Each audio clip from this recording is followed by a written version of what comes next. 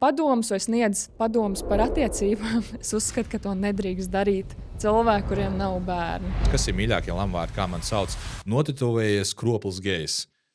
Starp citu, liela daļa nezinu, bet lielie uzņēmumi nevēlas sadarboties ar cilvēkiem, kas es mācījos 5 gadus augstskolā. Un ir 2 augstākās izglītības, lai brīdī, kad es saņemtu savu maģistra grādu, lai es aizietu no darba, kuram es mācījos 5 gadus. Man tas ir uzreiz refleks, ka visi jaunie, viņi uzreiz domā, satura veidošana, tur var nopelnīt, davai, tagad es būšu satura veidotājs un rīt es braukšu uz Baliju un nedomāšu par to, cik man ir finanses. Biznes, labi, ja pirmajā gadā tur izbrauc plusos, parasti mīnusos, 2. gads pa nulēm un 3. gadā sāk pelnīt. Pa lielam matā bija satura veidošanā. Vai tev neliekas, ka sievietēm ir vieglāk kļūt sociālos mēdījos populārām un veiksmīgām?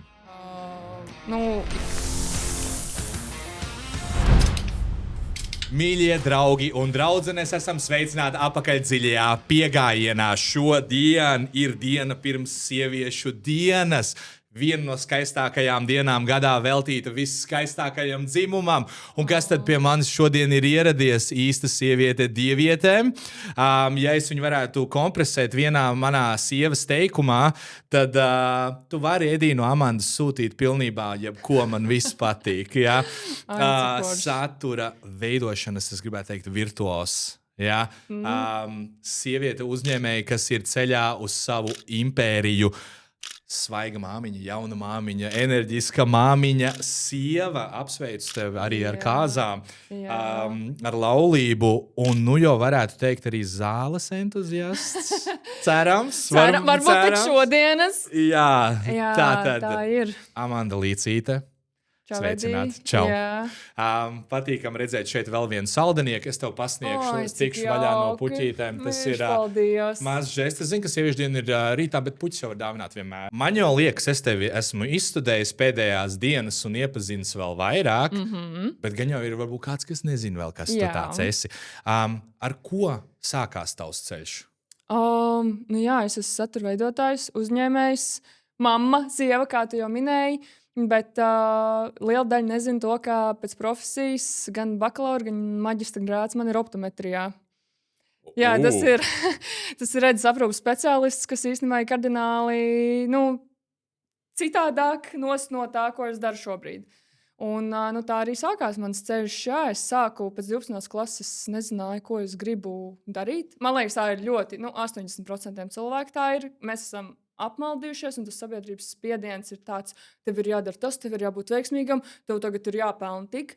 Un es kā tas apjukušais jaunietis vienkārši domāju, labi, mans mindsets ir tāds, ja tu nezini, ko tu gribi darīt ar savu dzīvi, tev ir 2 virzieni. Pirmais virziens, vai tu ej mācīties kaut ko, jo būsim reāli augstskola tevi norūda, kā cilvēku, tev iedod disciplīnu, un tās zināšanas, ko tu iegūsi, viņas nav tādas, tagad izmetīšu viņas ārā. Jebkurā gadījumā, lai ko tu arī mācītos, tev tas dzīvē kaut cik noderēs. Un otrs ceļš ir, ka tu esi rītīgi pārliecināts, ko tu gribi darīt, tu vienkārši mauc tādā virzienā vienalga. Tas parasti radošajās industrijās, tur sportā, mūzikā, mākslā un tā tālāk. Un es nezināju, ko es gribu darīt, un es zināju to, ka tā kā es nezinu, ko es gribu darīt, es nevaru saviem vecākiem jautāt, maksāt par manām studijām, ja es neesmu pārliecināta, ko es gribu darīt. Un tā es iestājos tur, kur es tiku budžeta vietā, kas bija optometrija, tas ir redzes aprūpes speciālists. Es domāju, kaut kas saistīts ar ārstniecību, tā kā, sliktākajā gadījumā tā kā strādāšu baltā halātiņā, tā kā cilvēki man pretī baigi nerunās, kabinets tā viss safe. Bet, jau bakalaura laikā, maģistra laikā, es sapratu, ka nē, tā kā mana vieta īsti nav tas, un es tā ļoti organiski pārvirzījos uz satura veidošanu. Skaisti īstenībā. Tu man izvedi ļoti ātri tādam skaistam ceļam cauri. Un kā es pirmīt jau teicu, es tev studēju, man ļoti patīk. Vispār man fascinē spēcīgas sievietes, drosmīgas sievietes, kas uzņemās. Tu radīji tādu iespaidu, tāpēc vēl vienreiz, man liekas, sieviešu dienā super viesis. Un man fascinēja tas teksts, ja iesēdās galvā par to impēriju, ceļā savu. Kas ir šī impērija? Jā, jūs jau redzat uz galda. Edijs un Kitī jau zina, bet tiem, kas nezina, tad mēs ar vīru, jau tūlīt būs 2 gadi. izveidojām savu zīmolu, kas ir Rams Beauty EU, kas ir dekoratīvās kosmētikas sots un aksesuāri. Un, tā it kā īsā, bet garā versijā bija tā, ka paralēli bakalaura grādam es mācījos arī Unstailā par vizāžistu. Un bija tas posms, ka man vajag otiņas, jo būsim reāli. Tam, ja tu gribi likt kosmētiku, un tavs galvenais rīks, kosmētika ir viens, bet tev vajag taču ar kaut ko, ar ko viņus uzlikt. Un man piedāvāja nopirkt par draudzīgo atlaidi otiņu komplektu, kas tajā laikā maksāja 90+ eiro. Un es domāju, kā es cilvēks, es jau pat īsti nezinu, vai es gribu to darīt, kā es varu atļauties kaut ko tādu. Man tas likās pilnīgs kosmos. Un tad sākās mans šis te otiņu izzināšanas ceļš. Es sāku sūtīt no visām vietām viņus, jo tā bija lētāk nekā pirkt to komplektu par 90 eiro, ko tu nezināsi, vai viņš strādās. Un, tā es sāku šo izpēti, līdz es attapos, ka man mājās ir 200+ otras kosmētikas, un tu vienkārši saproti, ka tu no viņām izmanto 9, 10, 11. Un es sapratu, parastam cilvēkam nav vajadzīgs pirkt tik daudz, un mans jau tā brīža mērķis bija izveidot cilvēkam pieejamu otru komplektu, kas tiešām strādā. Ka nevis tur ir 17 otras, lai izskatītos vairāk, bet lai tur ir tik otras, cik tev vajag, lai tu uzliktu pilnu grimu un nekas liekas. Un, tādā laikā, kā es minēju, mācījos divās, gan to bakalauru Latvijas universitātē, gan Unstailā. Un nebija ne laika, ne finansiālais resurss šo te veidot, tāpēc es to biju atlikusi tādā ļoti malā. Tas jau bija 5-6 gadus atpakaļ. Un tad pagāja šie 5 gadi, kad es esmu pabeigusi visas augstskolas, viss ir, tā kā finansiāli jūtos stabili. Un man tāds vīram, neviens nav atrisinājis šo problēmu. Tā kā var nebūt atrisināta šī problēma?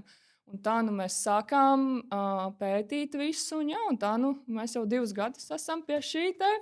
Un tas ir arī tas, ko es atnesu jums. Es zinu, ka Kitijai ir, bet vai jums nākamajam viesim vai kādai no jūsu meitenēm, es zinu, ka jums ir ļoti skaists kolektīvs. Tā kā jā, šis ir milzīgs jums. Paldies. Ļoti, ļoti kvalitīvs arī iepakojums. Man ļoti patīk arī pats brandings. Kāda varbūt bija iedvesma tieši zem ams, kāpēc tāda krāsu palete vai kā tas salikās? Man liekas, ka vienkārši ļoti rozā vispār ir pirmkārt par rotaļīgumu, par vieglumu, bet tāpat laikā par sievišķību un tāds.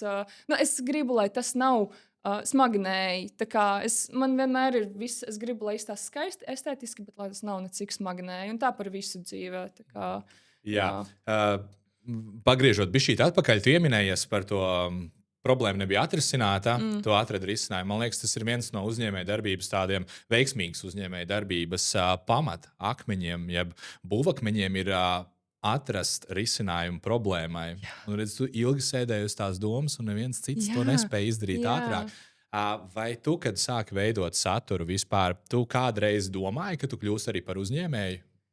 Man tā doma jau bija ļoti sen. Vienkārši es viņu, es saku, tad nebija tur laika, tad nebija finanses. Un tā doma man sēdēja prātā ļoti ilgu laiku. Vienkārši visu laiku bija tāds, nebija īstais brīdis. Mēs ar vīru bijām pēc kāzām aizbraukuši uz Balī, medus mēnesī, kādu laiku padzīvojam tur. Un es, tās dienas tādas salīdzinoši brīvas, un tad tur ir tik daudz laika brainstormot. Man tāds, nē, tā kā maucam.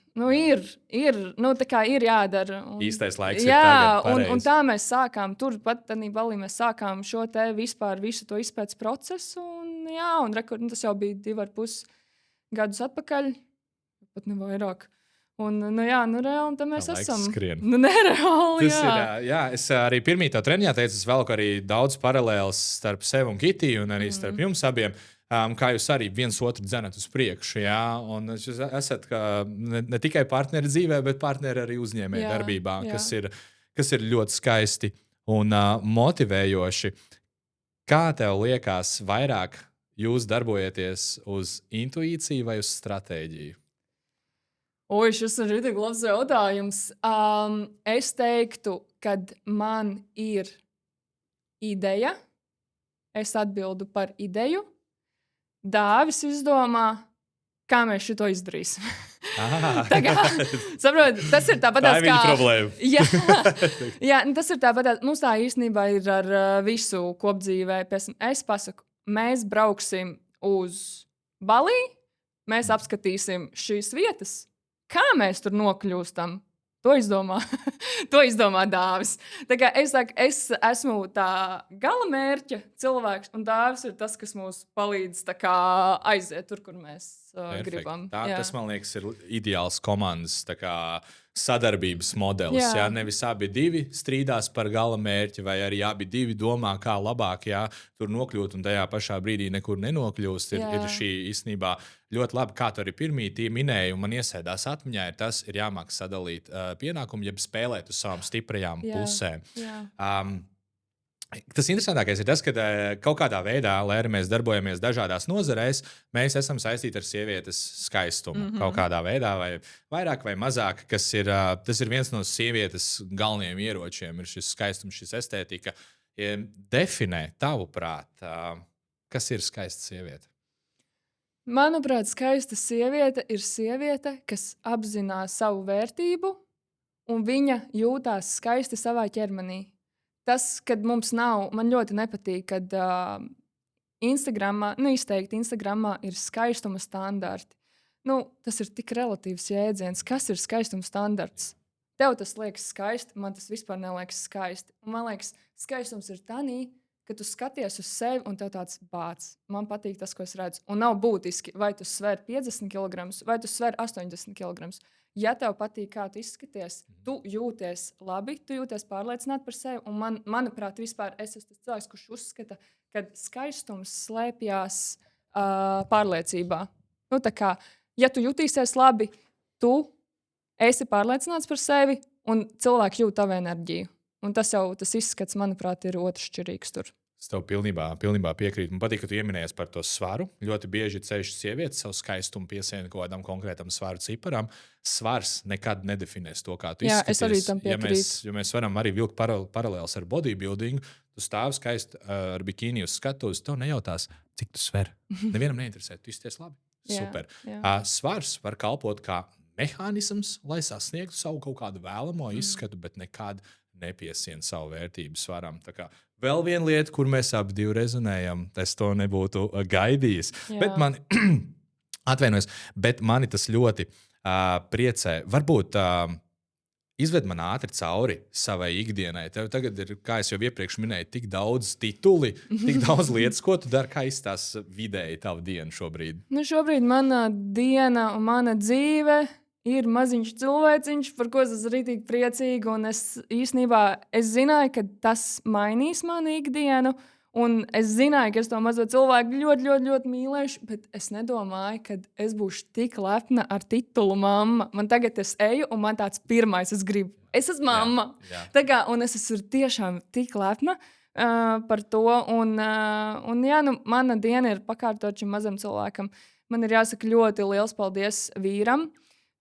Jo mēs tiešām arī tagad mājas dzīvi mēs esam sadalījuši pienākumus, un es esmu cilvēks, kurš pēc dabas es nevaru nosēdēt vietā. Es palieku traka, un ar mazo cilvēku visu laiku atrasties dīvainā, tā ir norma, bet vienā brīdī man šķiet, ka man sāk jumts ieciet. Un man tiešām jāsaka paldies vīram, ka mēs varam tā sadalīt kaut kādu laiciņu. Mēs abi tā kā strādājam no mājām, mēs abi strādājam vienā nozarē. Mēs varam tagad paņemt Dāvis bišķiņu mazo, es kaut ko padaru tā kā darbam, jo es mīlu, ko es daru. Man nav darbs nav tikai par finansēm vai kaut ko tādu. Es mīlu savu darbu, un tas ir tas, kas man tāds, jā, beidzot, es tā kā kaut ko varu izdarīt, un es jūtos rītīgi priecīgi un enerģiski pēc tam, ka es varu pastrādāt, padarboties tajā sociālajā vidē. Un tad līdz ar to es kaut kad paņēmu mazo, kaut kad Dāvis paņem mazo, kaut kad mēs samainamies, tur kopā aizējām pastaigā un tā, bet mēs abi divi varam darīt savas lietas un to samanidžēt. Un tas ļauj arī man justies kā cilvēkam, kā sievietei, ka es neesmu tikai mamma, un tas ir baigi forši. Pilnībā, tā kā tu būtu izlasījusi, ko es gribēju tieši. Tu pieskāries ļoti labām lietām, par kurām es arī vēlējos pavaicāt. Pirmkārt, Ko tu ieteiktu sievietēm, kuras varbūt ir iestrēgušas tikai lomā, ka viņa ir mamma, un viņa vairs neredz savu vērtību sevi kā personu? Tas ir ļoti viegli ar mazo cilvēku. Es saprotu, tās mammas, man arī bija tāds posms, un sliktākais tas ir, ka tas posms ir, kā es saku, vispār maziņš bērniņš, un tās ir tik emocionāls šūpoles. Tu vienā brīdī vari būt laimīgākais cilvēks pasaulē. Tu skaties to mazo cilvēku, un tu esi līdz sirds dziļumiem pateicīgs par šo mazo cilvēku, bet pēc minūtēm, 5, 10, tā kā tavas emocijas var būt vienkārši pilnīgi pretējā grāvī, un ir tik grūti dīlot gan tev pašam, gan tiem līdzcilvēkiem ar to. Bet svarīgākais, ka tie līdzcilvēki ir saprotoši šī brīdī. Un es bišķi novirzījos no tēmas, kāds bija jautājums. Nē, par sievietēm. Par sievieti. Ļoti labi, mēs esam tik dziļi iekšā. Tāpēc jau tas ir dziļais piegājiens. Kad būtu viegli teikt, bet atrast kaut ko, kas tev ļauj atgriezties pie sevis. Jo nav noslēpums, ka tas mazais cilvēks, un tu pilnīgi aizmirsti par sevi. Tu vispār sev vairs neesi prioritāte. Tava prioritāte ir šis te mazais cilvēks un tavs ego. Tava personība, tava ikdiena vispār vairs nav. Un tas ir ļoti, ļoti mentāli grūti. Un, tāpēc viegli teikt, bet es ieteiktu atrast kaut ko, kas tev rada prieku. Vai tas ir tas treniņš, tā stunda izraušanās, vai tā ir tā satura veidošana, vai tu lasi grāmatu tajā laikā, vai tu ej vienkārši viena pati staigāties. Galvenais vienai pašai kaut ko padarīt. Un tas ir tas laiks, kas man arī ļoti palīdzēja, kad es varēju no rītiem uzkrāsoties. It kā liekas tāds sīkums, tā kā tik ikdienišķi, bet sākumā tu pat nevari uzkrāsoties, tu nevari aiziet uz tualeti, tā kā viens pats jau tev, vienkārši liekas, vāc. Visu upurē citam. Jā, un tas sākums, kamēr tu, tavs ego to pieņem, ir ļoti grūts. Es ieteiktu, kad ir tas saprotošais cilvēks blakus, tas līdzcilvēks, kas tiešām iesaistās tajā bērnu audzināšanā, tad viņš to redz un viņš dod tev arī tavu laiku. Jo reizēm man liekas, ka mamām ir bail pateikt, ka man vajag laiku. Jo, būsim reāli, mēs esam mammas, un, ja vajag, mēs varam izturēt visu. Bet nevajag būt tik ļoti iekšā tanī, prast pajautāt to, un cerams, ka tie līdzcilvēki tev var dot to stundiņu, 2 atelpu. Tas ir ļoti svarīgi. Jā. Kas varbūt var likties, kas tur ir 1 vai 2 stundiņas, bet tajā brīdī tas var likties ļoti daudz. Uzņēmējdarbība vai māmiņošana, kas ir grūtāk? Māmiņošana, ej, tu nost. Tagad vispār, kad es par šito te varētu runāt, tad, kad viegli ir iet uz darbu. Tā kā, ir tās ģimenes, kur, kā ir pieņemts vīrietis iet uz darbu, mamma mājās, es novēlētu 1 dienu. Protams, ka nevar pilnībā, jo mamītei ir jābaro tas bērniņš, bet lai tas tētis paliek to 1 dienu, kaut vai, mamma atnāks uz tām barošanām, bet pamēģina to 1 dienu palikt mājās. Iet uz darbu ir 100 reizes vieglāk, darīt savas lietas ir 100 reizes vieglāk nekā būt to mazo cilvēku. Un ne jau tāpēc, ka viņš dara kaut ko sliktu, bet tāpēc, ka tev vienkārši visu laiku 24/7 uzmanība ir tam mazam cilvēkam. Tu vienkārši nogursi no tā, ka tu fokusējies tur, spēlēties, runāties ar to mazo cilvēku, un tas paņem tiešām ļoti daudz enerģiju. Runājot par pašu enerģiju, kā tev liekas, tev tieši sociālajie mēdīji, tavu tagad māmiņas būšanu, vairāk tieši tev sniedz enerģiju vai tieši paņem?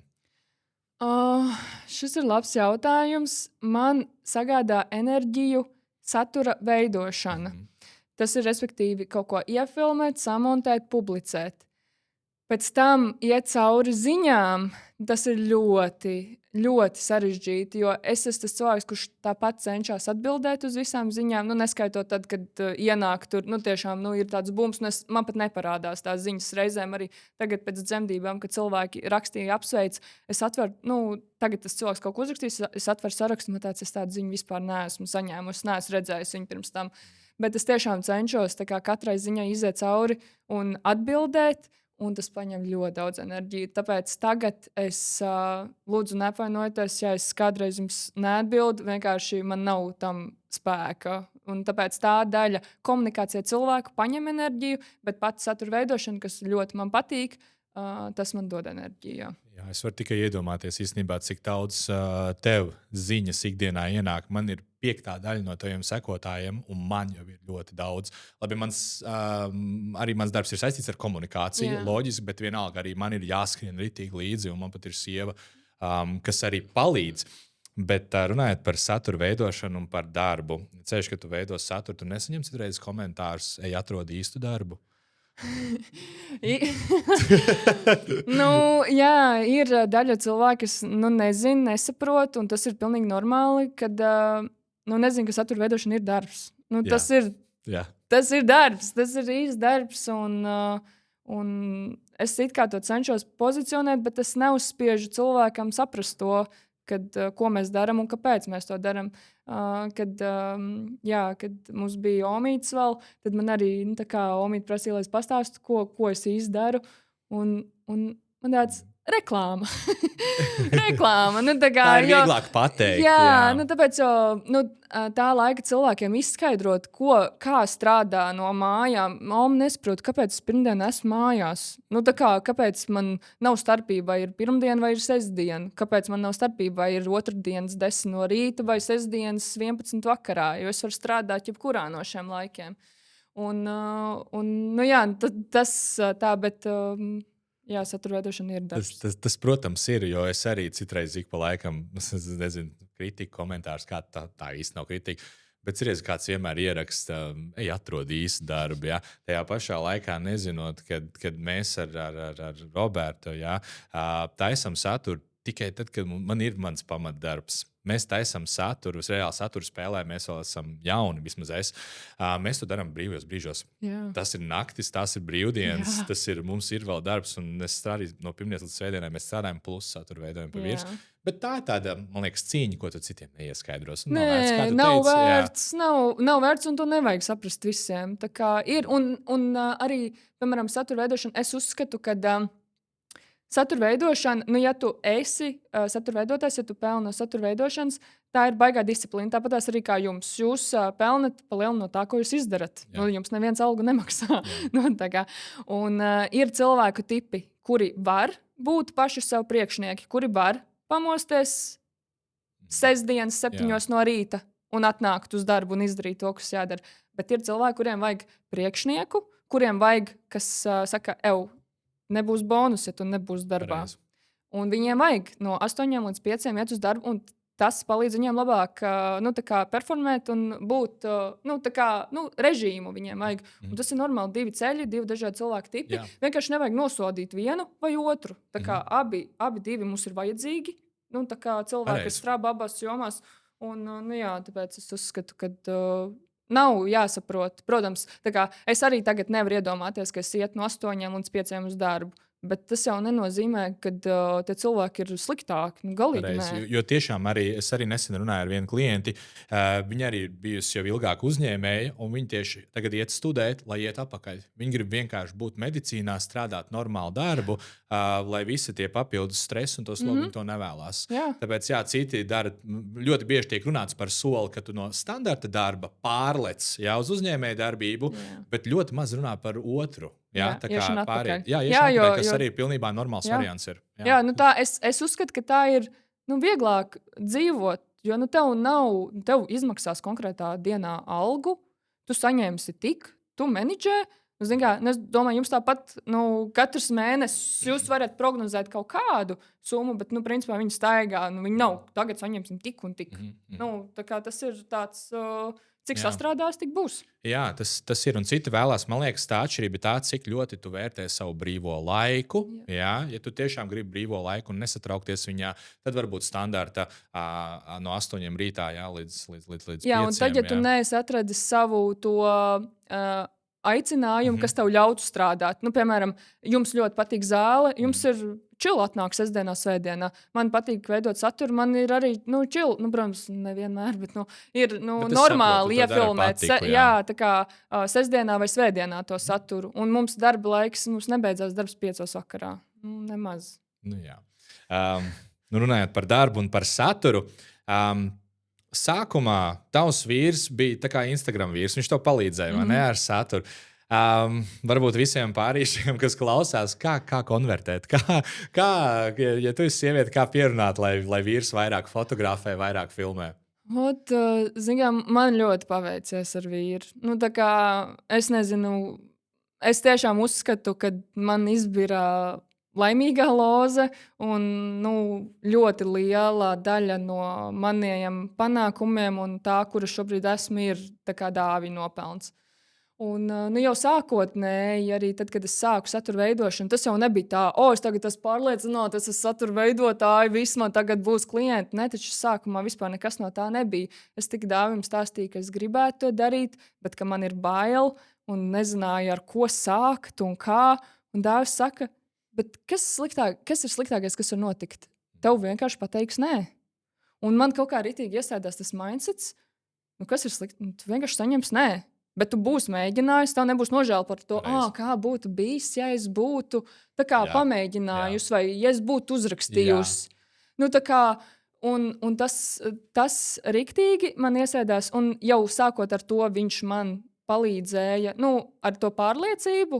Sākumā jau viņš vispār negribēja bildēties. Viņš nebija vispār tas, kurš grib būt kameras otrā pusē, bet viņš kaut kā redzēja, ka man tas ir svarīgi, kad es to daru. Kad tad tur viens video foniņā, otrs video, tad jau kaut kas, tad jau pats kaut ko gribēja ielikt. Un šitā te aizgāja, un es teiktu, ka tagad mēs esam pilnīgi līdzvērtīgi cilvēki šajā nozarē. Tur tā lieta, arī viņš jau pats ir kā satura veidotājs, pilnībā no tā kļūst, un viņam arī ļoti izcili sanāk, un ļoti, ļoti dabīgi arī reklāmas tiek veidotas.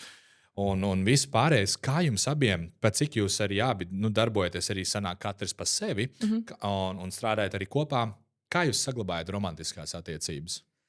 Tas reizēm ir izaicinājums, it sevišķi tagad, kad ir mazais cilvēks. Un tad, kad nebija mazais cilvēks, es vispār uzskatu, ka likās tāds, tagad, kad kāds jautā padomus vai sniedz padomus par attiecībām, es uzskatu, ka to nedrīkst darīt cilvēki, kuriem nav bērni. Bērns pamaina visu. Jā. Un atkal kāds bija jautājums? Par romantiskajām attiecībām. Jā, mums ir tas, kad vīrs arī izbauda šo satura veidošanas procesu. Mēs to darbu tas ir darbs, bet mēs viņu neuztveram, mums jāiet uz darbu. Tā kā mēs bieži to uztveram kā tādu, tā kā forši, tā kā pavadīšana. Tā kā pāmzierēsimies kopā, tā kā kameras aizmugurē. Tas ir viens, bet es vispār nevaru sūdzēties par to, ka mans vīrs nevestu mani randiņos vai ka viņš izvairītos kaut kā laiku pavadīt kopā. Vispār nē. Mēs varam atrast laiku gan ārpus mājas, gan arī mājās, kā pavadīt laiku kopā. Protams, tagad gan ir grūtāk tas. Bet šobrīd mēs vēl meklējam to ideālo variantu. Es neteikšu, ka mēs viņu atraduši, nē, bet mēs skatāmies, jo mūsu meitiņai vēl tas režīms, nav režīms, viņš vēl pa dienām mainās, un mēs vēl paši cenšamies saprast, pirmkārt, jo ir tie darbi, kas ir jāizdara, un tas jau ir grūtāk ar bērniņu, bet tas, ka tu vēl centies kaut kur iespiest miegu, kas ir tava prioritāte. Tur kas ir jāžonglē, un pa vidu vēl romantika un vispārējais. Es domāju, tas ir periodiski jāsaprot, ka šobrīd tas ir vienkārši tā. Un tu tam cilvēkam tik ļoti uzticies, jūs esat jau tik ilgi bijuši kopā un auguši, kad tu zini, ka ja mēs tagad būsim bišķi nostāk, nekas nemainīsies. Protams, ļoti palīdz mana mamma. Viņa saka, es paņemšu mazo, aiziet padzertēju.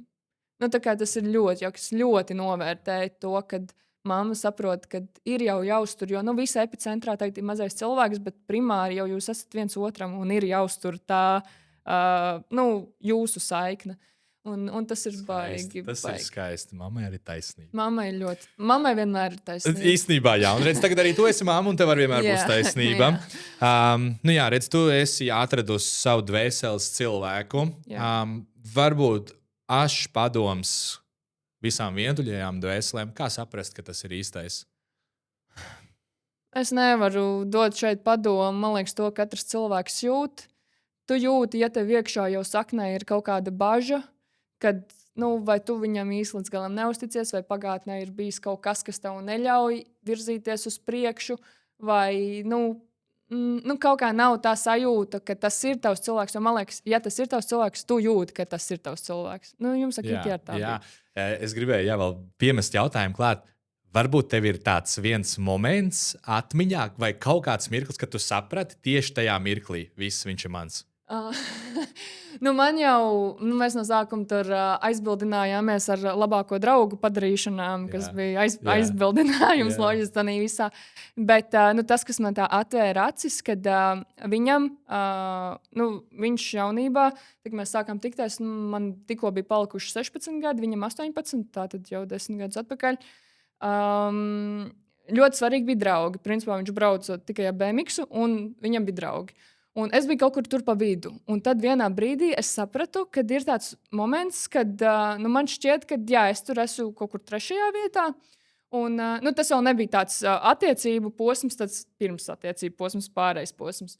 Un es viņam saku, tev ir jāsaprot, vai nu es nekad neesmu likusi izvēlēties, es vai draugi, bet es tomēr gribēju, vai es esmu prioritāte, vai draugi ir tava prioritāte. Un viņš kaut kā, viņš pateica, ka tu, un tas bija tik pārliecinoši un bez nekādas domāšanas, un tā, mēs pat negaidījām, mēs ar to esam iesmējuši, kad tad, kad mēs sākām tikties, mēs negaidījām, ka tas nonāks līdz, tas viss sākās ar draudzību, un ne viņš, ne es. Mēs tā kā neticējām, negaidījām, kad mēs apprecēsimies, un kad mēs apceļosim pasauli, un kad mums būs ģimene. Un uzņēmums. Nekas no tā nebija. Mēs vienkārši sākām tikties, jo mums vienam ar otru bija labi, un tas vienkārši pakāpeniski attīstījās. Un man liekas, ka loģiski visās attiecībās būs grūtības. Vienkārši man liekas, svarīgi ir nevis visu laiku domāt, es tur varu dabūt labāku. Vai es tur gribu kādam uz kakla sēdēt. Man liekas, attiecībās veidot ģimeni vispār jūs esat komanda. Tā kā nevajag domāt, ka viens darīs to, otrs darīs to. Jūs esat komanda, jūs sadalat visu. Darbus darāmos, jūs sadalat, tā kā, ja man, piemēram, kā mums sadalīts dēvs atbild par visu virtuvi, es atbildu par vāncistabu. Yeah.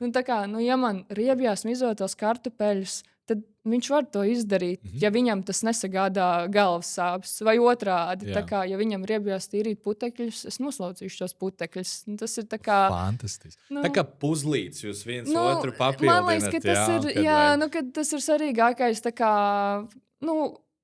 respektēt otru, tā kā cieņa pret otru cilvēku. Tev nevajag gaidīt, ka tas cilvēks darīs to un to un to, un es darīšu kaut ko mazāk. Tas nav pats par sevi pašsaprotams. Ir vienmēr jārēķinās, un īstenībā mums ir arī līdzīgi. Mēs pat nerunājot, to jūtam, kad ir dienas, es neesmu uz saviem 100%. Es jūtu, kā Kitija dara vairāk. Vai arī otrādi es jūtu, viņai nav. Mēs pat nesarunājam. Kaut kā vienkārši tu pielāgojies to laiku, jo es tā attiecībās, man liekas, saudzes kopā, ka tu jūti bez vārdiem. Bet īstenībā ļoti drosmīgi arī no vīra puses, ka viņš jau 18 gados, jo tad, man liekas, ir grūti vēl pateikt, ka meitene ir svarīgāka nekā čaļi, vai kaut kas. Bet dienas beigās draugi ir svarīgi, un draugi ir laba lieta, bet tev būs sieva un tev būs bērni, un tev nebūs sieva un bērni ar saviem draugiem. Draugi ir kā tādi labi dzīves pavadoņi, un es uzskatu, vajag šo sociālo apli. Čaļiem vajag čaļus arī. Jo es arī vīram bieži saku, tā kā izēja draugiem ārā, aizbrauc ciemos tur pie... Bet es uzskatu sieva un bērni pār visam. Jo vīrietis nekad nesasniegs savu maksimālo potenciālu, lai arī cik tu esi perfekts ar cik tādiem. Bez stipras sievietes blakus tu būsi maksimāli 50% no tā, kas tu vari būt. Es pats to varu liecināt. Es vispār ar savu sievu jūtos neuzveicams. Man liekas, vispār kad jūs sagājat kopā, jūs abi divi vienkārši tā kā uzplaukāt. Zini, kas ir? Mums ir tā, ka mums ir vienādas intereses, bet mēs esam dažādi cilvēki. Mēs esam pilnībā divi pretēji, varētu teikt. Bet mums ir vienādas intereses, kā hobija. Un tas kaut kā tik labi saspēlēs. Bet man liekas, ka to arī Kitija ievilki, ne? Nu, viņai tajā, visā fitnesa pasaulē, viņa jau nebija. Daļēji. Zin kā, viņi jau pirms tam trenējās, bet tā nopietni es viņu ievilku. Un viens no iemesliem, kāpēc es viņu tik ļoti mīlu, kad iedomājies, tas pirms tam bija mans sapnis. Jā, un viņa kļuva, viņa deva visu, par mūsu, ka tu tik ļoti tici tajā visā, ka tu investējies un arī ielec. Un tas arī bija, ja mēs runājam par tiem mirkļiem, kad tu saproti, kad tu saproti, tas ir mans cilvēks, es domāju, ak, Dievs. Tas ir tik, kā to nosaukt, pašaizliedzīgi. Tas ir ļoti līdzīgi, kā mums ar Dāvi, arī par uzņēmumu. Tā kā man bija tā ideja ļoti ilgu laiku par AMS. Un tas, iedomājies, Dāvis vīrietis. Viņš to gribēja teikt. Jā, kosmētikas sots. Varētu saprast, ka viņš nesaprot. Bet viņš tik ļoti ticēja man brīdī, kad es vēl pati šaubījos par to. Jā.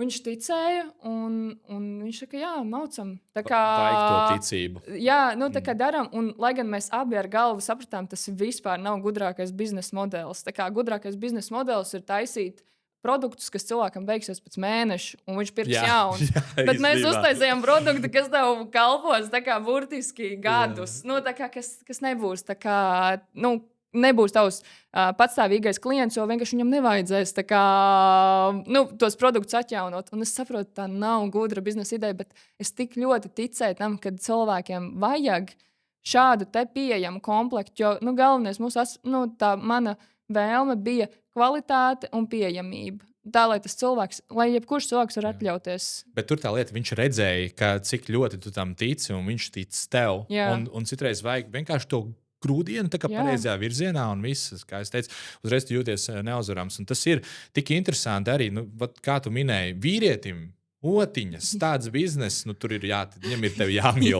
Viņš pats to neiedomātos, un tāpēc tas ir tas viskaistākais. Kā tu rādi idejas saturam?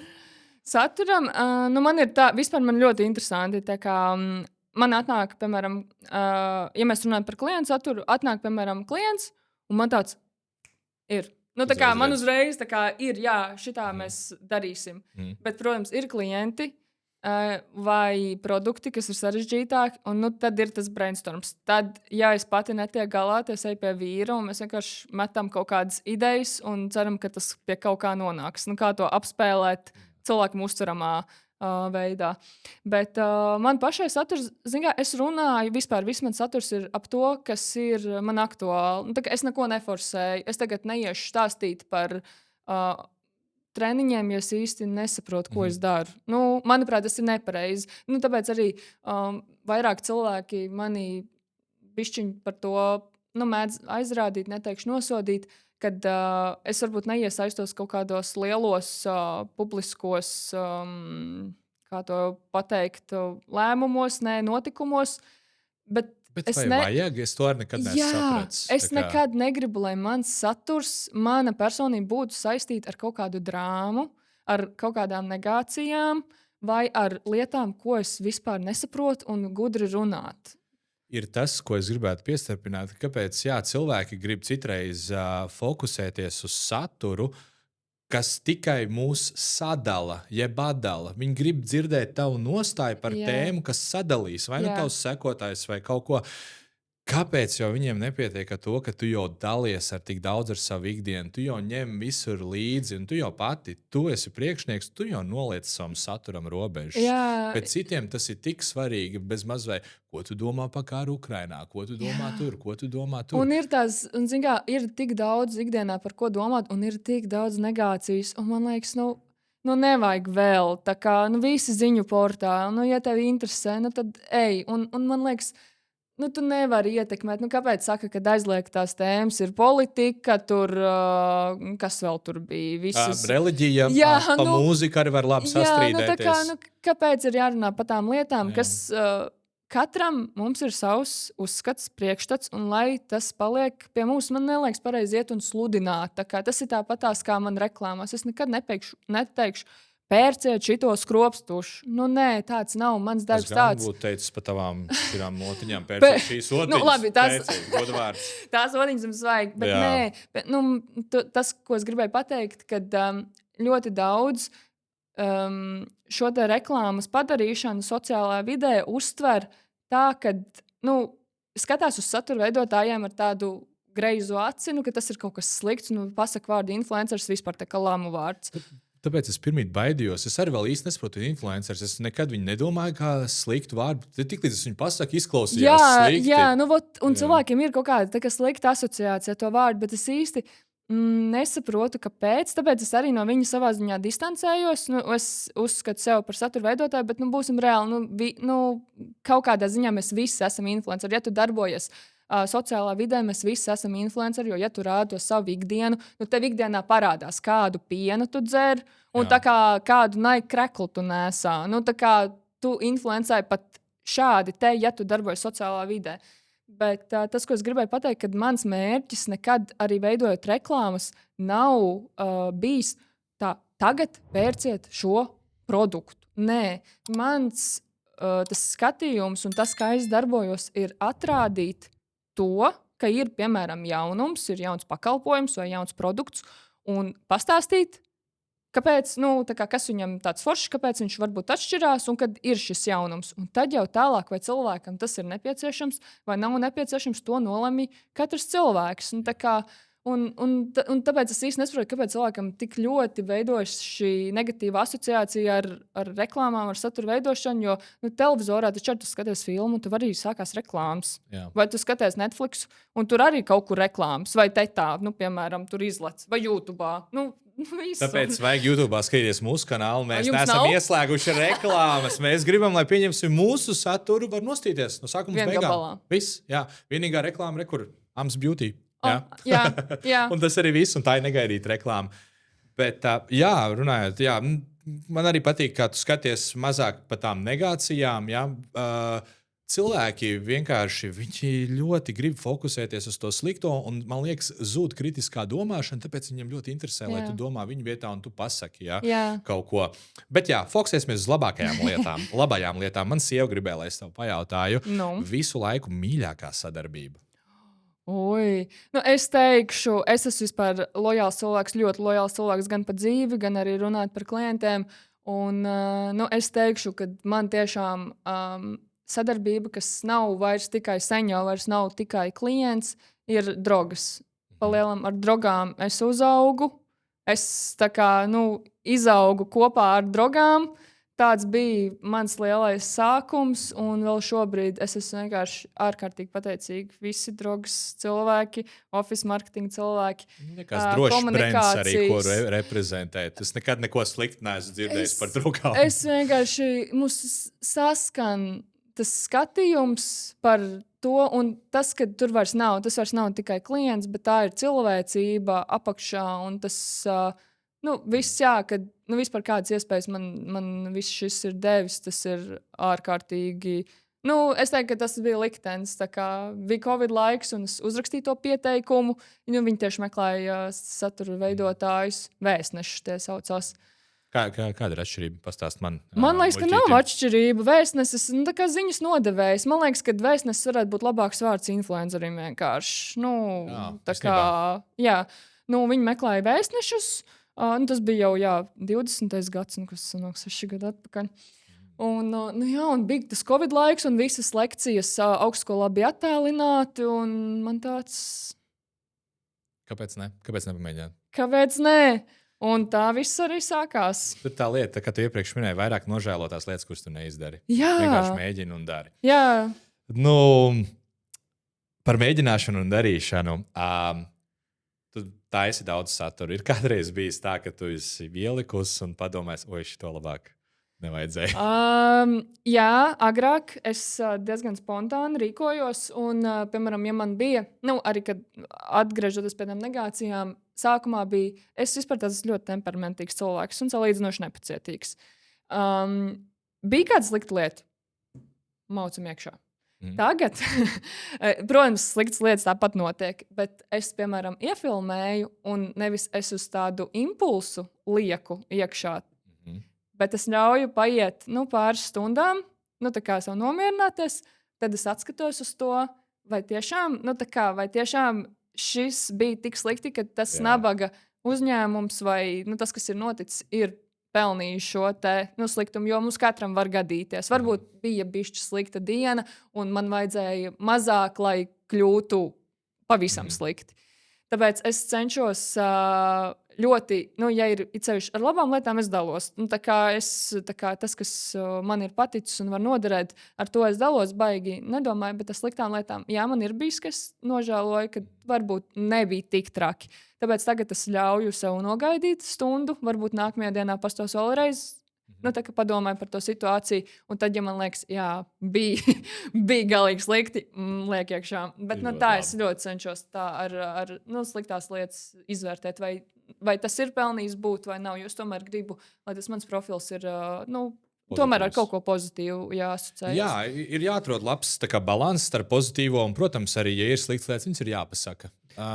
Es vienmēr domāju, labi, es netaisu nekādus reviews vai kaut ko tādu, bet man atceries liekas, es varbūt pa šērpu pateicu, bet no otras puses es jau saku savu viedokli, un tad arī, ja es pastos, kaut vai komentāros, kāds ir cilvēks man izskatās, man liekas, ka es pat esmu cirējis pārāk maiks ar savu viedokli, ja?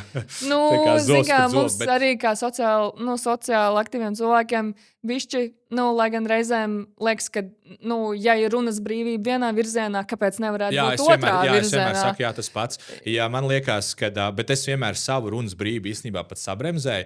Ja man kāds ieraksta komentāros, kas ir mīļākie lamvārdi, kā man sauc, notetovējies kropls gejs. Un ja es...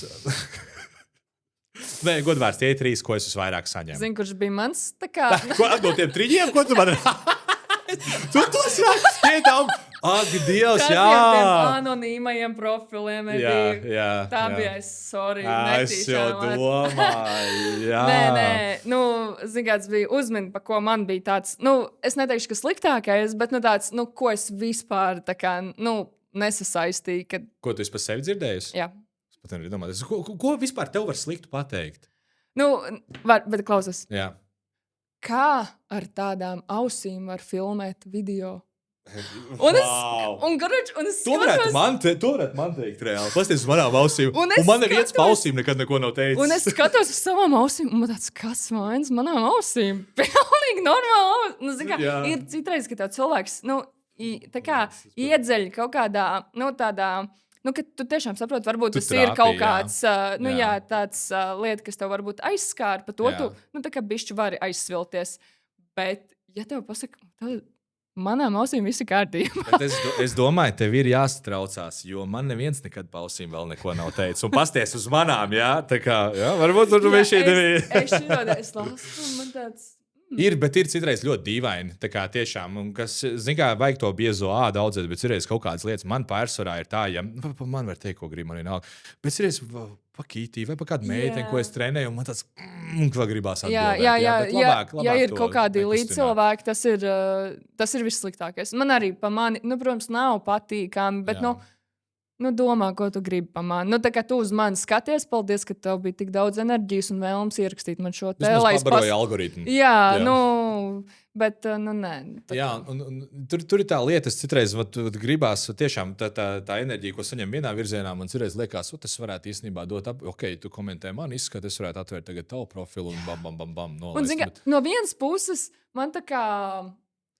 Liekas, ka tas savā ziņā ir jādara. Es nenosodu satura veidotājus, kas tā dara. Jo ir rēcīgi atbildēt. Tiešām tās atbildes ir tik labas. Jā, tā kā cilvēks arī tiešām ielicis, ko viņš uzrakstīs, un cilvēku bildi. Tas ir viens no labākajiem atbildēm. Jo man arī viens no veiksmīgākajiem TikTokiem, un man personīgi ļoti patīk, kur viens vīrietis sūdzējās, ka viņš fiziski darbu dara 8 stundas, ka viņam nav laika zālītei. Un ka mēs atbildējām arī ar labu piemēru. Man ir sievietes, kas strādā ilgāk, smagāk darbu, viņām vēl ir ģimenes un hobiji un vispārējais, un viņas nesūdzās. Ja?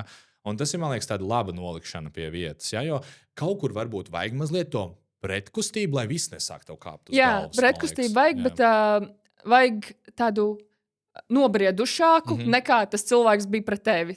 Jo, reizēm tajā iekarstot mēs gribam tikpat slikti, kā tas cilvēks. Jā, tev tur uzraksta gejs, tu uzraksta loks. Apmēram.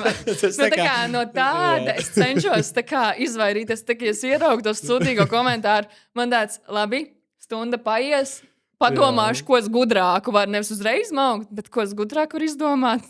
Un tad bišķi nobriedušāk to atbildi sniegt. Jā, runājot, labi, parunāsim arī par nobriedušāku tēmu. Man prieks, ka mēs varam staigāt šurpu turpu. Kas varbūt ir bijis tavā karjerā tāds sāpīgākais izaugsmes brīdis vai mācība? Tieši karjerā tu domā vispār satura veidošana, uzņēmējdarbība? Ja tu tagad atskaties tādu sāpīgu, bet laba mācība. Zini, es laikam nevarētu izcelt kaut ko, kas ir bijis īpaši sāpīgi. Vismaz man tagad nenāk prātā tas. Tad varbūt vienkārši kāda laba mācība, vai ko tu esi sapratusi, labs padoms, ko tu varbūt varētu iedot jaunajai Amandai pirms 10 gadiem. Ļoti nepopulārs viedoklis, bet es mācījos 5 gadus augstskolā, un ir 2 augstākās izglītības. Lai brīdī, kad es saņemu savu maģistra darbu, savu maģistra grādu, lai es aizietu no darba, kuram es mācījos 5 gadus. Palielam es sāku strādāt algotu darbu. Mans vienīgais darbs ir bijis optikā. No sākuma par asistentu, pēc tam par optometristu. Es sāku strādāt augstskolas 2. gadā, bakalaura 2. gadā, un aizgāju. Pabeidzot maģistru, pēc 3 mēnešiem vasaru vēl nostrādāju. Un tas bija mans labākais lēmums. Jo brīdī es sapratu, ka mans algotais darbs traucē man attīstīties. Es ar satura veidošanu pelnīju vairāk nekā ejot uz darbu.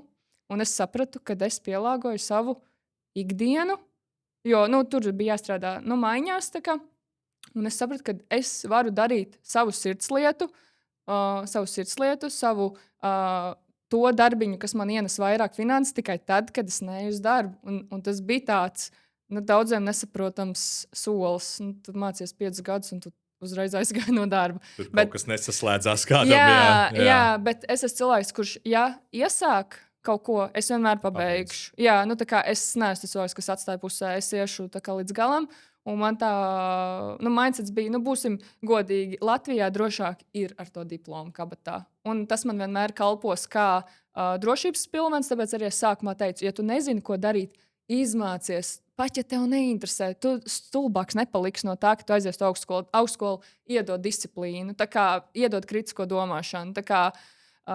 Izmācies kaut ko, un tev tas diploms nespiedīs kabatu. Un tad, ja tu jūti, ka nav tavs, var jau būt, ka ir tavs. Kāpēc? Citreiz to kaisli satiek pa ceļam. Jā, un ja nav tavs, tad tev ir vismaz diploms, un tev ir bijuši, piemēram, 3 gadi, lai tu domātu, ko tu gribi darīt. Bet nav tā, ka tu nosēdi, vienkārši neko nedarot to laika posmu. Man patīk, ja domgrauds, ko tu pasviedi. Īstenībā, izglītībai, augstskolas izglītībai vajadzētu tieši robežas pavērt vaļā, bet tavā gadījumā tu jūties tieši iesprostot. Tad, man liekas, tas bija pareizais lēmums. Es jūtu, ka palikšana tur mani bremzēja. Tas ļoti labi strādāja, kamēr es mācījos. Apvienot tur praksīti, laiks, ka tev ir mācībām un tā. Bet tas nestrādāja, tas neļāva man attīstīties tālāk. Un aiziet no darba bija mans labākais lēmums. Protams, savā ziņā bailīgs, jo tu paliec pilnīgi bez savas algas. Un paliec bez kaut kāda drošības pilvena, un tu paliec pats uz sevi, bet tas bija mans labākais lēmums. Jā, īstenībā motivējoši un ļoti, ļoti drosmīgi, bet lai spērtu to soli, kurā brīdī tu saprati, ok, šito var pelnīt? Kas bija varbūt tāds pavērsiena mirklis, ka tu saprati, varbūt visa šī satura veidošana, tas varētu būt priekš manis? Zini kā, es sākumā to darīju vienkārši tāpēc, ka man ļoti patika. Ļoti patika. Es atceros, arī pirmie klienti man prasīja, cik kādu samaksu par to vēlētos. Un, es jau, protams, biju veidojis saturu priekš sevis, bet tad, kad sāk nākt pirmie klienti, man neko nevajag. Es tikai gribu jums taisīt saturu. Man tas likās jau tāds panākums, kas vispār nedomā necik par finansiālo aspektu. Un šobrīd, kad man cilvēki, kā uzņēmēji, raksta, ka es gribu jums veidot saturu, priekš jums. Un tad cilvēki, un kāda būs samaksa? Un man uzreiz ir red flags. Ja jūs rakstat un prasat man uzreiz par samaksu, nekad jūs nereklamēsiet AMS, jo tas būsim godīgi. Es, arī tad, kad es liku video, ka mēs meklējam satura veidotājus, es gribu palīdzēt cilvēkam augt. Un attīstīties cilvēks ir tikai tāds, kurš grib to darīt. Un ja tava vienīgā motivācija ir finanses, tu nekad nekļūsi tā kā labākais šajā jomā. Nu, tā kā nauda nevar būt tavs motivators virzīties uz priekšu. Tas ir bonus, viņš nāks. Bet satura veidošana tu nekļūsi vienā dienā par satura veidotāju. Arī mēnesī, un iespējams arī gadā, tu nekļūsi par tādu satura veidotāju, lai pie tevis sāktu paši nākt klienti, un lai tu varētu ar to pelnīt. Tas laiks pienāks, bet tu tik ilgu to laiku nenovilksi, ja tu vienkārši nemīlēsi to, ko tu dari. Tāpēc, jā, man tas ir uzreiz refleks, ka visi jaunie, neteikšu visi, nav visi galīgi, ne, kad daļa jaunie cilvēki, viņi uzreiz domā, satura veidošana, tur var nopelnīt, davai, tagad es būšu satura veidotājs un rīt es braukšu uz Baliju un nedomāšu par to, cik man ir finanses. Ir ļoti interesanti, jo satura veidošanā visi redz to krējumu, kas tikai augšā ir. Tu redzi visu pēc tam to pozitīvo efektu galvenokārt. Jā. Un tad liekas, ka tā ir baigi vienkārša dzīve, un tas viss tikai ap naudu griežās. Jā, nē, vispār galīgi nē. Un, jā, es varu papildināt, ka, pēcam, kā saka arī biznesā, ir tas teiciens, ka bizness labi, ja pirmajā gadā tur izbrauc plusos, parasti mīnusos, otrais gads pa nulēm, un trešajā gadā sāk pelnīt. Pa lielam man tā bija satura veidošanā. Tas bija ļoti neapzināti. Nekad mans mērķis nebija kļūt, darboties šajā nozarē. Es vispār par to nedomāju. Bet trešajā gadā es sapratu, ka tas ir. Es sāku pelnīt vairāk nekā savā optikā. Tas ir ļoti, jā. Tas varbūt ir labs ieskats īstenībā daudziem, kur tiešām vēlās nopietni to darīt. Tu pateici labas lietas. Pirmkārt, ir tas, ka tam vajag dot laiku. Un tas ir ilgs laiks. Būsim reāli. Vēl tad, kad es sāku, tad darbojās mazāk cilvēki. Tagad ir tāda konkurence. Katrs otrs cilvēks tā kā. Visi cīnās par uzmanību. Jā, visi grib. Un tagad arī baigi, man ļoti nepatīk, bet ļoti liela daļa to uzmanību iegūst ar visām tām drāmām. Tas ir. Par to varētu stundu vēl runāt. Jā, un tas ir briesmīgs veids, bet būsim reāli. Sabiedrībai interesē tieši tas. Un līdz ar to ir grūti konkurēt ar visiem cilvēkiem, kas ir labi. Kas labi cenšas šo uzmanību panākt, kas ar drāmām cenšas šo uzmanību noturēt, ir ļoti liels piesātinājums, lai tevi pamanītu. Tev ir ar kaut ko jāizceļās, un tas prasa laiku. Tas nebūs tā uzreiz, galīgi nē.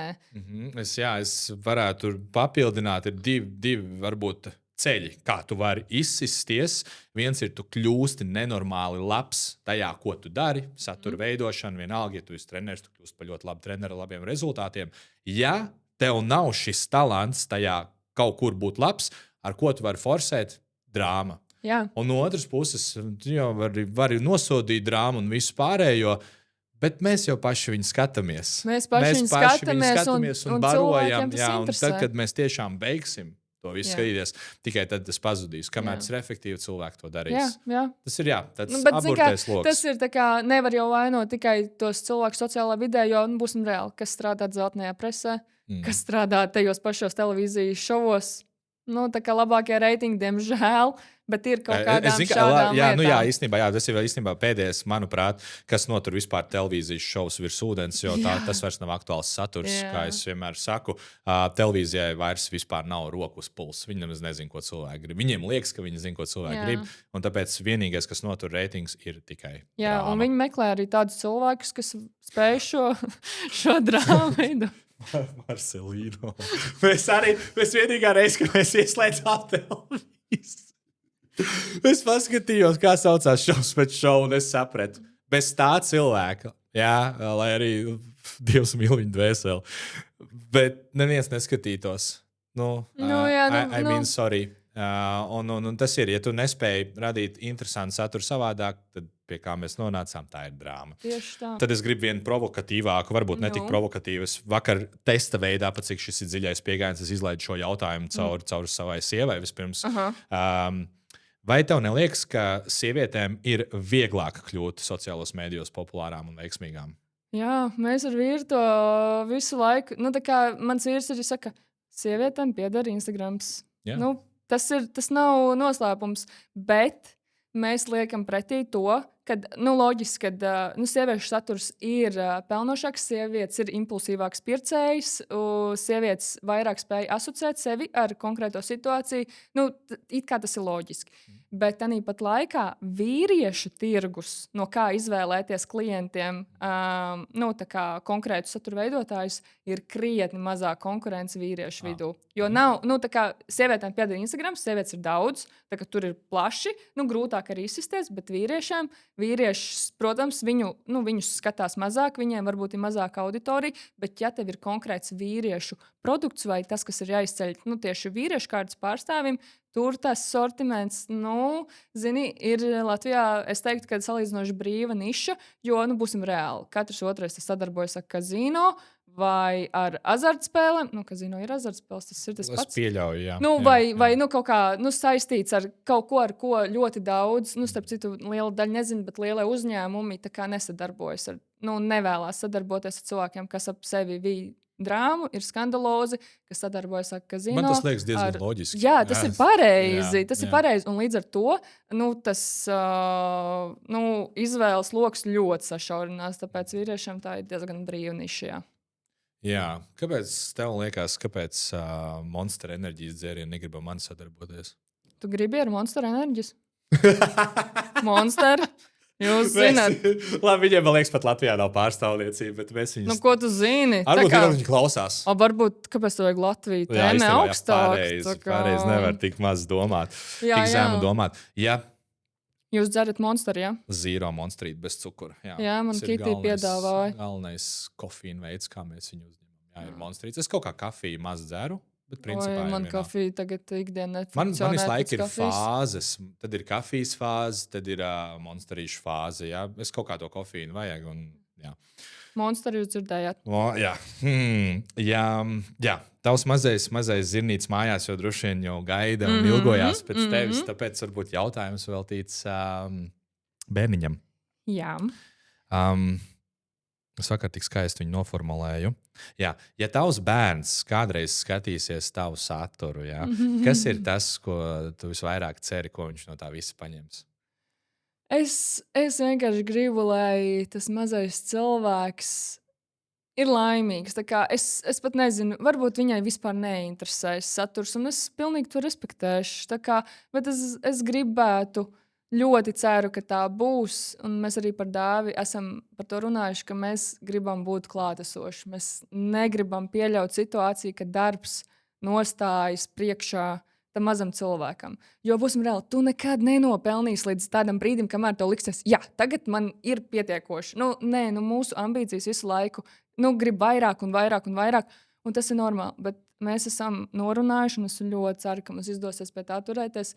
Kad mēs būsim klātesoši, un tas mazais cilvēks mūs jutīs visās savās dzīves izvēlēs, un mēs būsim vienkārši klātesoši vecāki, kas viņai sniedz to drošības sajūtu un atbalstu un pārliecību, par ko es gribu arī ļoti paldies pateikt saviem vecākiem, mammu, tēti, kad viņi man bērnībā audzināja tā, ka man netrūka pārliecības par sevi. Protams, man nebija viss rožaini, skolā, tur treniņos.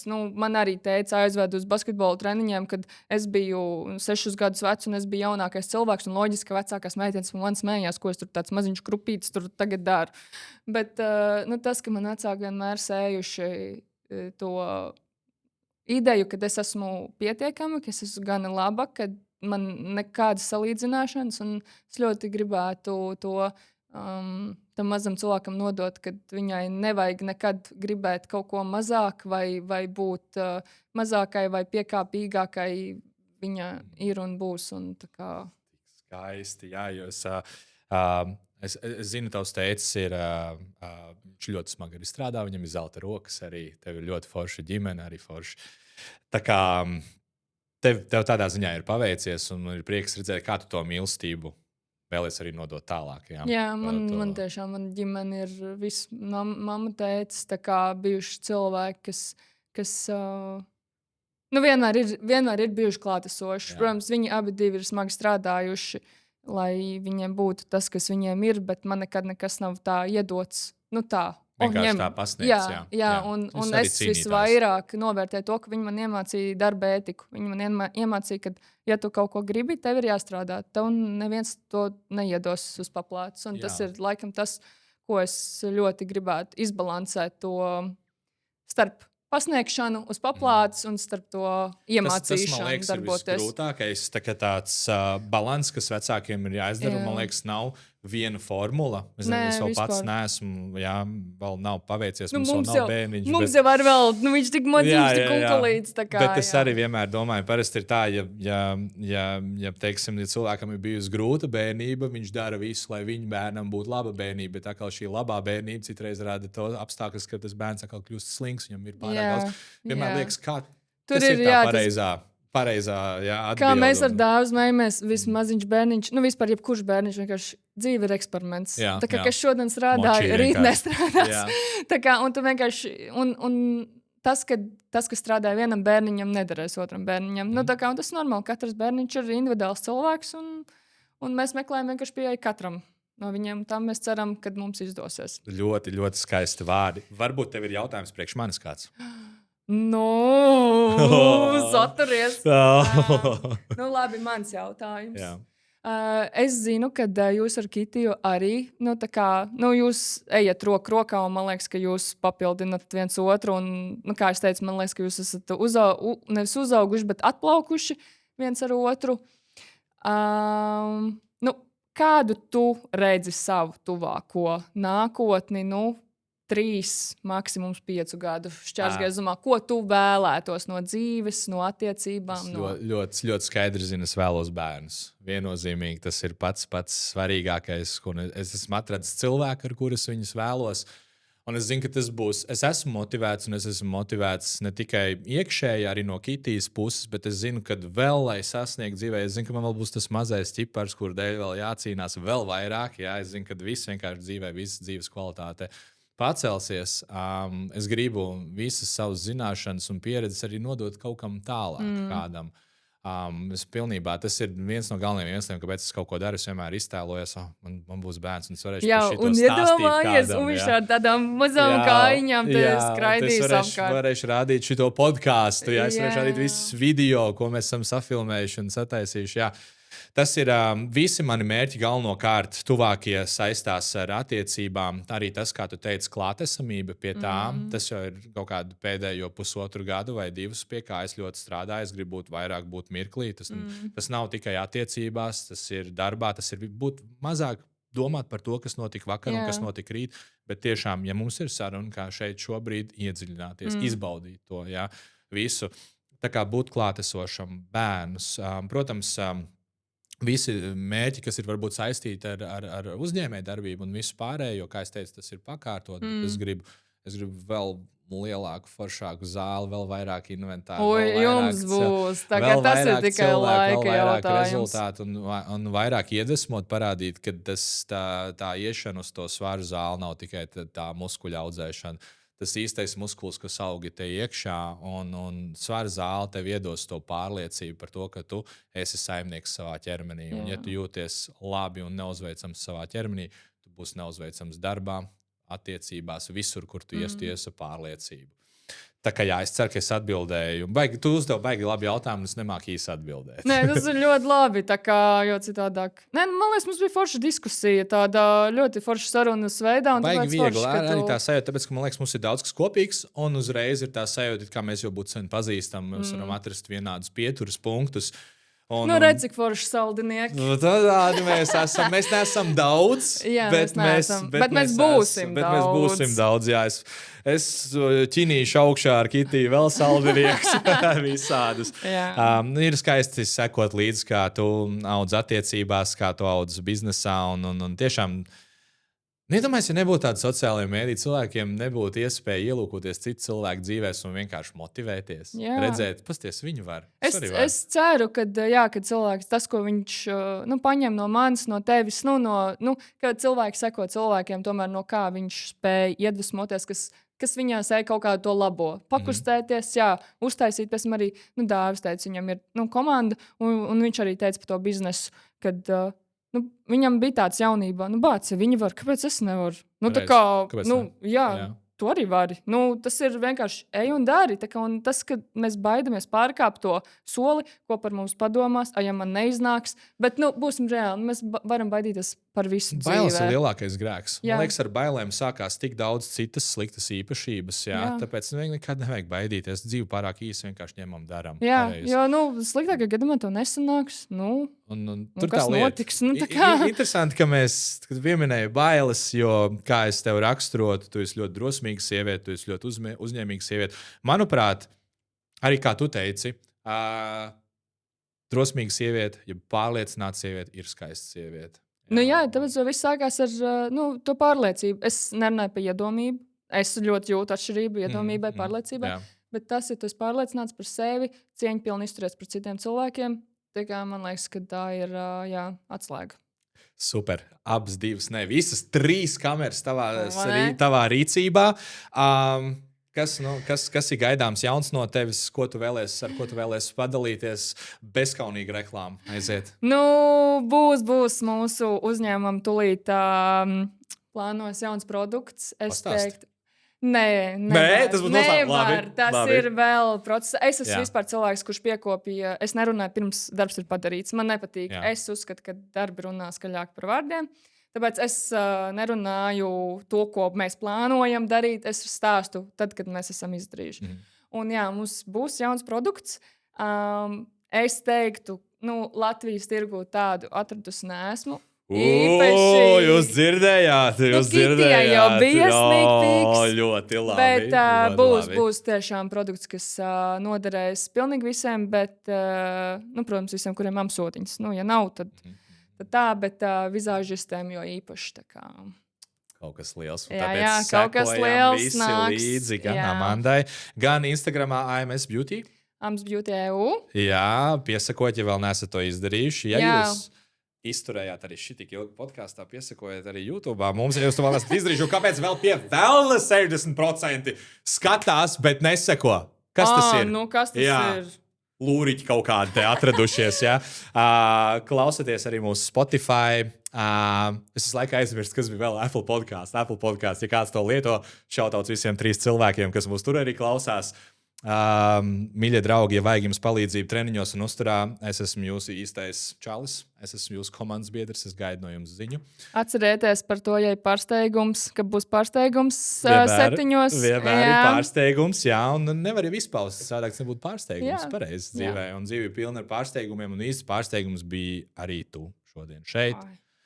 Tāpēc vēlreiz paldies par dziļo sarunu. Es ļoti novērtēju katru. Es zinu, ka tev ir laiks tik maz. Vairs nav. Un vairs nav? Vairs nav. Tāpēc, mīļie, piesakojiet šai skaistai meitenei, piesakojiet mums, komentējiet, rakstat labāko atziņu no šī podkāsta komentāros, un es nolasīšu viņu nākamajā podkāstā.